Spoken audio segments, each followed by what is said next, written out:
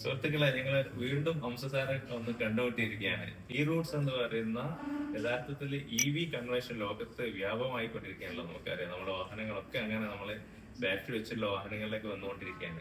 ഈ സാഹചര്യത്തിൽ അതിനെ മുൻകൂട്ടി കണ്ട് ഒരുപാട് ഉൽപ്പന്നങ്ങളിലൂടെ അതിന്റെ എല്ലാ ടെക്നിക്സും ഒക്കെ പഠിപ്പിച്ചു കൊടുക്കുന്ന ഒരു സ്ഥാപനത്തിലാണ് വന്നിട്ടുള്ളത്. ഇപ്പൊ ഹംസസാരോട് ഇപ്പൊ എനിക്ക് ചോദിക്കാനുള്ളത്, ഈ ടെക്നിക്കൽ ആശയം അല്ലെങ്കിൽ ഐഡിയ ഇവർക്ക് ഉണ്ടോന്ന് എങ്ങനെ സാർ അറിയാം?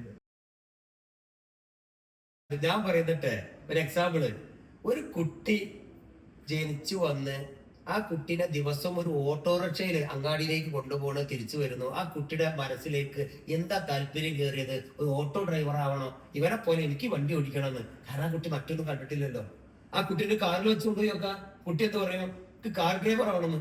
കുട്ടിയുടെ നേരെ വിമാനത്തിൽ കയറ്റി നോക്ക്, ഉറപ്പല്ല പൈലറ്റ് ആവണമെന്ന് പറയും. അപ്പൊ ഈ താല്പര്യം എങ്ങനെ ഉണ്ടായത്? അവസരങ്ങളിലൂടെ കുട്ടിക്ക് ഉണ്ടാക്കി കൊടുത്തു. അപ്പൊ അവസരങ്ങളാണ് താല്പര്യം.